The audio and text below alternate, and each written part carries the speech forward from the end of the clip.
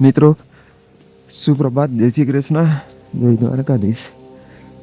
તો અમે રિટર્ન ગોરીકુંડ જવા માટે કેદારનાથથી નીકળી ગયા છીએ. એન્ડ ટાઈમ થયો છે 3:18. ટેમ્પરેચર છે -3, કે જેથી અમે 9-10 વાગે પહોંચી જઈએ અને ત્યાંથી અમારી બીજી યાત્રા કન્ટિન્યુ કરી શકીએ. મોસ્ટ યાત્રી અત્યારે નીકળી જ જાય છે, કે જેથી તડકો થાય ને એ પેલા એ લોકો નીચે પહોંચી જાય, કેમ કે તડકામાં થોડું અઘરું પડી જાય પછી. તો ચાલો મળીએ આગળ. હેલો. સો મિત્રો, અત્યારના વાગ્યા છે 6:11 એન્ડ અમે એટલીસ્ટ 8 કિલોમીટર કવર કરી લીધું છે. મેડમ આપણે આગળ આવેલા જાય છે ધીરે ધીરે. ઉતરવામાં થોડી તકલીફ પડે, કેમ કે એકદમ ઢાળ આવી જાય ને તો પગને તમારે આમ ખોબીને હાલવા પડે. બીજું કે અચાનક તમે વધારે જલ્દીથી હાલવાનું સ્ટાર્ટ કરી દો ને કેદારનાથ ટેમ્પલથી કે બેઝ કેમ્પથી, તો તમને શ્વાસ ચડવાનો ને એવો પ્રોબ્લેમ રહે, કેમ કે અહીંયા અલ્ટિટ્યુડ બહુ હાઈ હોય છે, ઓક્સિજન બહુ ઓછો હોય છે. અને જો તમે વધારે ઝડપથી હાલવાની ટ્રાય કરો કે ઝડપથી ઉતરવાની ટ્રાય કરો તો તમને થોડું એવું લાગે, શ્વાસ લેવામાં તકલીફ પડે. એના કરતાં બેટર છે કે તમે હર અડધો કે 1 કિલોમીટર રેસ લો, પાણી લો અને 10 મિનિટ બેસો, જેથી કોઈ ઇસ્યુ નહીં આવે. બાકી અત્યારે ઘણી પબ્લિક આજે જાય છે. આજે કેદારનાથનો લાસ્ટ ડે છે. કાલે સવારે કપાટ બંધ થઈ જશે, એટલે આજે ઘણું બધું પબ્લિક અમને મળે છે જવા માટે.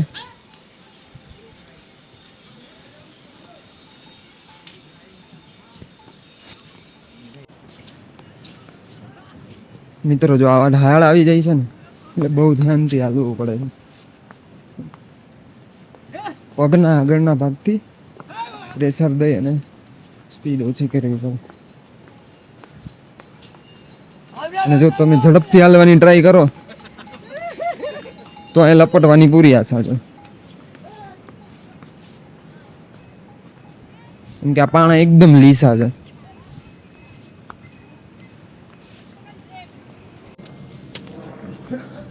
મિત્રો, આજે છેલ્લો દિવસ છે, કાલે કપાટ બંધ થઈ જશે, તોય આજે ટ્રાફિક છે. ને પગ ફૂલ પેઇન કરે છે, કેમ કે જ્યાં ઉતરવાનું છે ને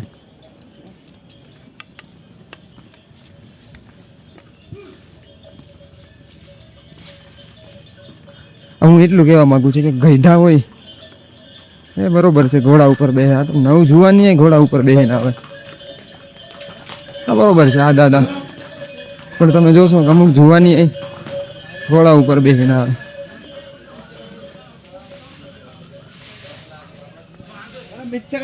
આ મિત્રો જોવો,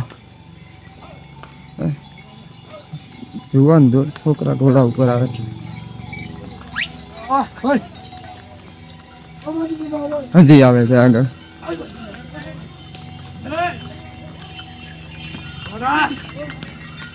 10 વર્ષના ટેણીયા ગળી ગઈ.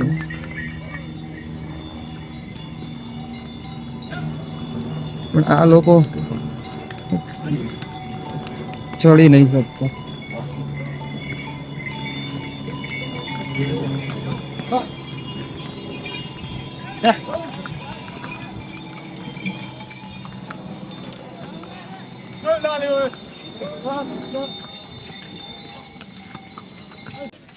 મિત્રો, રસ્તામાં અમને જે મળે છે ને એ બધા પૂછતા આવે છે હવે કેટલું છે.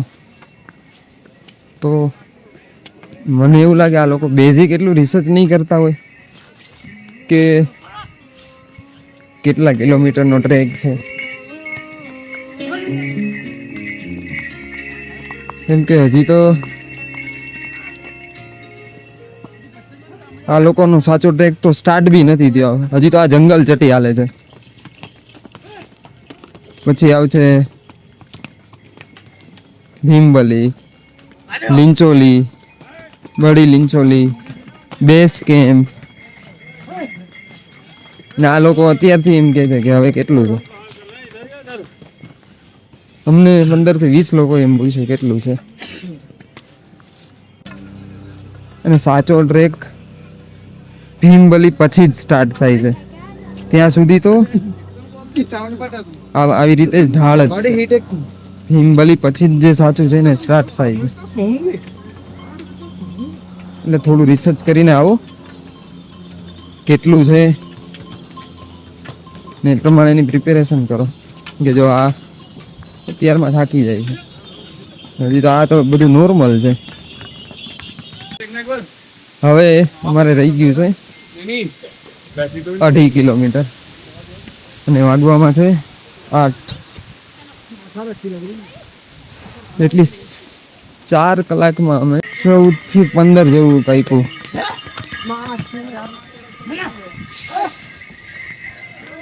અને ઉતરવું બી ટફ છે. જો કોઈ લોકોને એવું લાગતું હોય કે ઉતરવામાં શું ટાઈમ જોઈએ, ઉતરવું બી ટફ છે. મને ચડવામાં એટલો થાક નહોતો લાગ્યો જેટલો મને ઉતરવામાં પગ દુખે છે એટલા. કેમ કે ટોટલી ભાર પગ ઉપર જ આવે. બાકી આજે છેલ્લો દિવસ છે પણ તોય પબ્લિક કન્ટિન્યુ જ છે. એનું રીઝન મેં તમને આગળ કીધું એમ કે ઉનાળાની ભીડ કરતા લોકો શિયાળાની ઠંડી સહન કરવાનું વધારે પસંદ કરે. ઉનાળામાં એટલી ભીડ હોય કે વાત પૂછો. એટલે લોકો અત્યારે આવી જાય કે ઉનાળા કરતા એટલી ઓછો ટ્રાફિક અને દર્શન 1-2 કલાકમાં થઈ જાય. મિત્રો આ જો કૂતરા નહીં લેવા છે.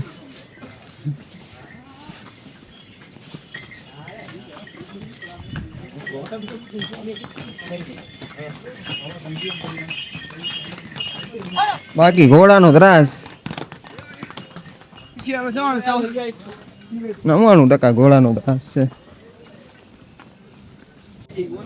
મિત્રો આ એક મસ્ત જગ્યા આવે છે.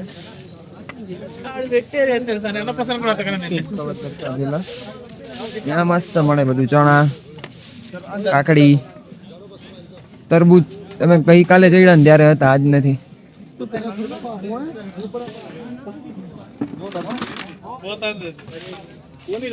મિત્રો જો તળાવની દશા લહરતા જઈશ બધા.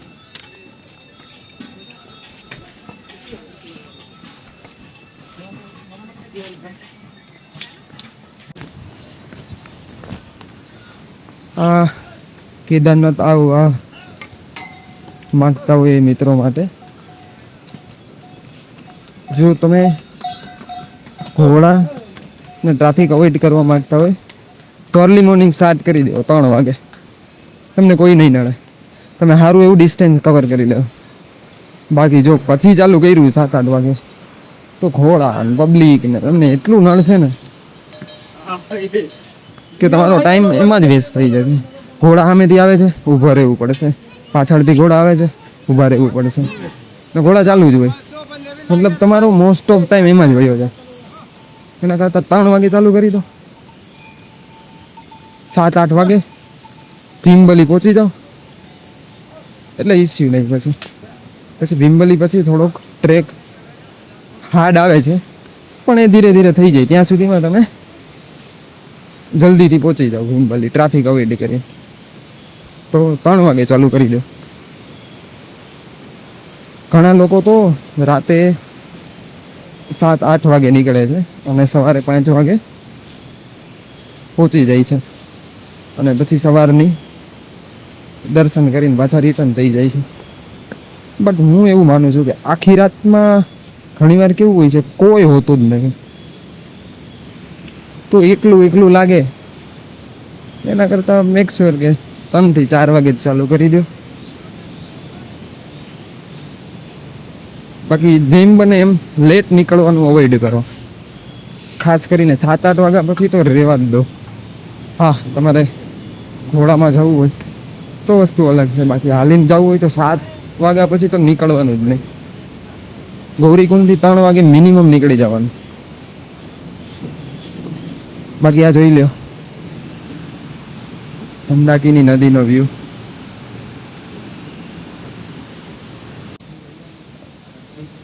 અમે જ્યારે ચડવાનું ચાલુ કર્યું ત્યારે તો ઘોડા એટલા બધા આવી રીતે હતા નહીં, બહુ ઓછી ટ્રાફિક હતી, કોઈ હતું નહીં. પણ અત્યારે જોઈ લ્યો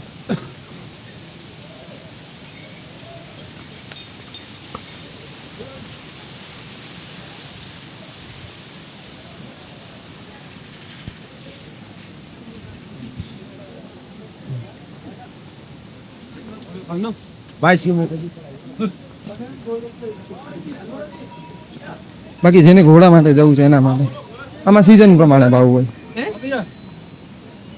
જો સિઝન ઓફ હોય તો એ લોકો 1500 બી માની જાય, 1000 બી માની જાય.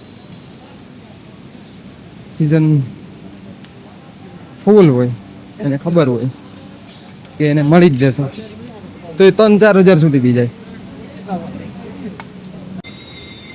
પણ હું એમ કહીશ ઘોડા માથે અવોઇડ કરો, ખાસ કરીને જે યંગસ્ટર છે.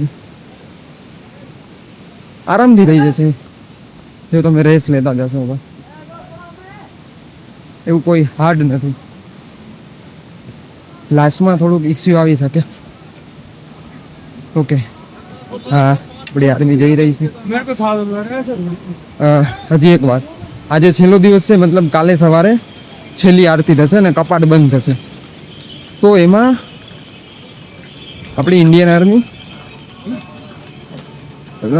બેન્ડ વાજા અને મ્યુઝિકથી બધું કરે, ક્લોઝિંગ સેરેમની ટાઈપનું કરે. અમારી પાસે એકચ્યુઅલ ટાઈમનો અભાવ હતો, બાકી અમારો પ્લાન એ જ હતો કે અમે ક્લોઝિંગ સેરેમની જોઈએ, જે કપાટ બંધ થાય ને ત્યારે. તો આપણે ગૌરીકુંડમાં આવી ગયા છીએ.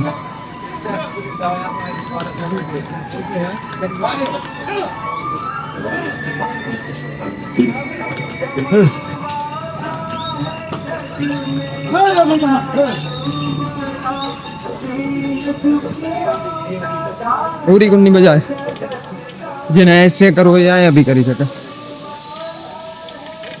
બસ પણ હું રિકમેન્ડ કરીશ કે સોનપ્રયાગમાં જ રહે. સોનપ્રયાગમાં તમને સારી હોટલ મળી જશે, ખાવાનું બી.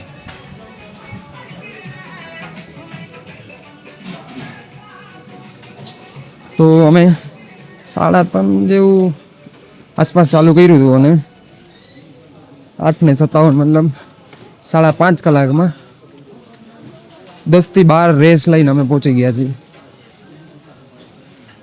મને પર્સનલી એવું લાગ્યું કે ચડવા કરતાં ઉતરવામાં વધારે થાક લાગ્યો.